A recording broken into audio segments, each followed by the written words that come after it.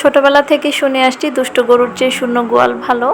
তো ছোটবেলাতে আসলে সেরকমভাবে খেয়াল করা হয়নি, যেটা বড় হওয়ার পরে মানুষজন খুব ভালো করে রিয়েলাইজ করে। আমার বেলায়ও তার ব্যতিক্রম না। আমাদের যে পরিচিত মাছওয়ালা ভাই আছেন, উনি তো সবসময় মাছ দিয়ে যান। তো আমাকে আজকেও ডাকছিলেন যথারীতি। তো আমাদের বাড়িওয়ালা প্রায় 5.5 কেজির মতো মাছ রাখছিলেন। তো অল্প কিছু মাছ ছিল, তো আমি বলছিলাম যে বাসায় মাছ আছে, আমার লাগবে না। তারপরেও দুজনে মিলেই খুব জোর করছিলেন যে মাছটা রেখে দেন। তো ফাতিহার বাবা বাসায় ছিল না, তো সেজন্য আমি আর চাচ্ছিলাম না রাখতে। তারপরে ভাবলাম যে যেহেতু দুজন মিলে বলছে, তো মাছটা রেখে দেই। কিন্তু পরে তো আমার আমি লসের মধ্যে পড়েছি। মাছটা রেখে মনে হচ্ছিল পুরা ভুল করেছি, কারণ এই মাছের উপর আমাকে যে পরিমাণ শ্রম দিতে হয়েছে, আসলে টাকা যে নষ্ট হয়েছে সেটার বিষয় না, এত এত পরিমাণ শ্রম দিতে হয়েছে সেটা বলাই বাহুল্য। তো এই মাছটা দিয়ে আমি যাই রান্না করেছি সেটাই আমাকে ফেলতে হয়েছে, কারণ এই মাছে এত পরিমাণ বালি ছিল। যেভাবেই মাছটা ধুচ্ছিলাম বা যাই করছিলাম, এই মাছের বালিটা আসলে যাচ্ছিল না। তো যাই হোক, কাঁচকলা দিয়ে আমি রান্না করেছিলাম, সেটাও ফেলতে হয়েছে। মাছ আমি ভুনা ভুনা করেছিলাম, সেটাও ফেলতে হয়েছে। পরে অনেক কাহিনী করে 1-2 দিন হয়তো বা আমরা খেয়েছিলাম। এই পুরো মাছ বাকিগুলো ফেলতে হয়েছিল। আর এই যে এখানে অন্যান্য বাজারের সাথে মাছ মুরগি দুইটাই নিয়ে এসেছে, ছোট মাছ নিয়ে এসেছিল। আসসালামু আলাইকুম গ্লোসি ফ্যামিলি, কেমন আছেন সবাই? আশা করছি সবাই অনেক অনেক ভালো আছেন। আলহামদুলিল্লাহ, আমিও ভালো আছি।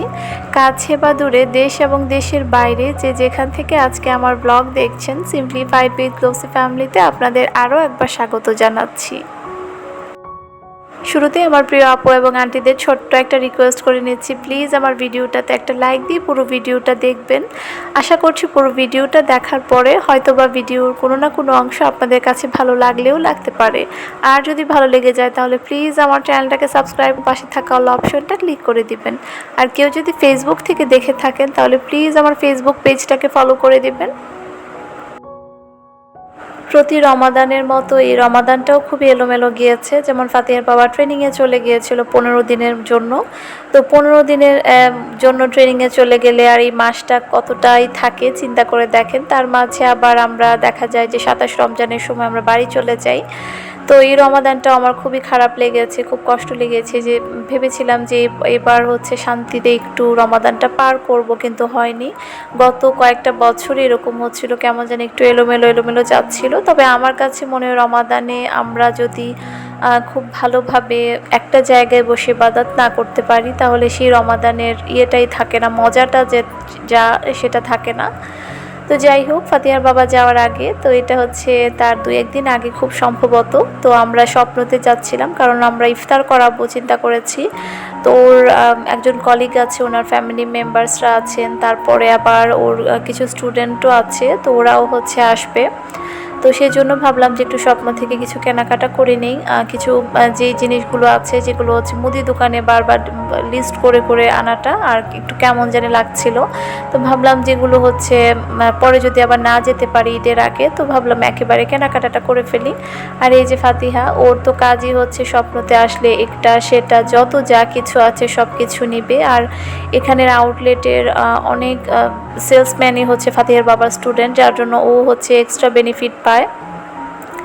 গিয়ে আপু আপু ভাইয়া ভাইয়া বলে একটু দৌড়াদৌড়ি করতে পারে, লাফালাফি করতে পারে। তো এই জিনিসটা আমার পছন্দ না, কারণ আমার কাছে খুব খারাপ লাগে। তো যাই হোক, কিছু করার নেই, বাচ্চা মানুষ। যতই ভাবি যে ওকে রেখে যাব, কিন্তু দেখা যায় যে পরবর্তীতে মনে হয় যে আমি বের হচ্ছি, আমার বাচ্চাটাকে রেখে যাব। আমি আবার আসলে ওই টাইপের মা হতে পারি না। আমার খুব ইচ্ছা হয় মাঝে মাঝে যে একা একা একটু বের হব, কিন্তু যখনই বের হই তখনই মনে হয় যে না, বাচ্চাটাকে নিয়েই যাই। তো এখানে 2টা সেমাই নিয়েছি, একটা আমার জন্য, একটা আমার আপার জন্য। তো আর বেশি করে পেস্ট নিয়েছি, কারণ পেস্ট অফারে দিচ্ছিল। সবসময় দেখা যায় পেস্টের অফার থাকে না। তো এখন ইফতারের আগ মুহূর্তে আমি খুব দৌড়াদৌড়ি করে বাজারগুলো গুছাচ্ছিলাম, ভাবলাম যে পরে গুছালে আবার দেরি হয়ে যাবে। তো এখানে বেশ কিছু কলা এনেছিল ফাতিহার বাবা পরের দিনের জন্য, কারণ পরের দিন তো আমরা ইফতারে দাওয়াত করবো ওনাদেরকে। এখানে ডিমও এনেছিল। তো আমি তাড়াহুড়া করে কি করব কি না, একবার ভাবছিলাম যে ইফতারের পরে এগুলো গুছাবো, পরে মনে হলো যে না, পরে আবার নামাজ পড়তে হবে, আবার দেখা যায় তারাবির সময়ও হয়ে যাবে, এগুলো করতে করতে দেখা যাবে আর সময় হয়ে ওঠে না। তো পরে আমি খুব দৌড়াদৌড়ি করে একটু হালিমের জন্য প্রিপারেশন নিয়েছিলাম, একটু ভাজাভুজি করেছি খুবই দৌড়াদৌড়ি করে, কারণ আমি গিয়েছিলাম অলমোস্ট 3টার দিকে স্বপ্নতে। আমি খুব তাড়াহুড়া করে স্বপ্ন থেকে বের হয়ে এসেছি। তারপরে বাসায় এসে আস্তে আস্তে আবার নামাজের সময় পার হয়ে যাচ্ছিল। তো এখানে বিস্কিট নিয়েছি আমি বেশি করে, কারণ দেখা যায় রমজান মাস, বাসায় মেহমান আসলে হঠাৎ করে দেখা যায় আমাদের বাসায় হিন্দু মেহমান আসেন প্রায়, তো সেজন্য হচ্ছে বিস্কিট নিয়েছি। আর এখানে একটা বাচ্চা খুব গড়াগড়ি করছিল স্বপ্নের সামনে টাকার জন্য, তো ভাবলাম যে টাকা দিলে অনেক সময় হয় না অনেক, আমি পথ শিশুদের নিয়ে বেশ কিছু লেখা পড়েছিলাম বা জেনেছিলাম যে ওরা নাকি অনেক কিছু খায়, তো সেজন্য ভাবলাম যে ওকে আমি খাবারই দিয়ে দিই। তো একটা বিস্কিটের প্যাকেট এখান থেকে খুলে দিয়ে দিয়েছিলাম। খুবই ঝটপট করে আজকে কাজ করেছি, একদম দৌড়াদৌড়ির উপরে ছিলাম, কারণ সময়টাও খুবই অল্প ছিল, আবার ইফতারও রেডি করতে হবে, সেজন্য খুব ঝটপট করে সব কিছু করেছিলাম। হালিম রান্না করার প্রিপারেশন আমার ছিল না, তো তারপরে দেখলাম যে না, ফ্রিজে গরুর মাংস আছে, তো ভাবলাম যে গরুর মাংস দিয়ে একটু হালিম করে ফেলি, ভালো লাগবে। আর এখানে একটু তেঁতুলের জুস বানিয়ে নিয়েছি। ফাতিহার বাবার হালিমটা খুব পছন্দ, আমার আবার অতটা ভালো লাগে না, তো ভাবলাম বেচারা যেহেতু চলেই যাবে, হালিমটা রান্না করে ফেলি। তো যাই হোক, আমার আজকে ব্লগটা কেমন হয়েছে সবাই কমেন্ট করে জানাবেন। আর যদি ভালো লেগে যায় তাহলে প্লিজ আমার চ্যানেলটাকে সাবস্ক্রাইব করে নেবেন এবং পাশে থাকা অল অপশনটা ক্লিক করে নেবেন। আমার জন্য অনেক অনেক দোয়া করবেন এবং পরবর্তী ব্লগের জন্য অপেক্ষায় থাকবেন। সবাই ভালো থাকবেন। আল্লাহ হাফিজ।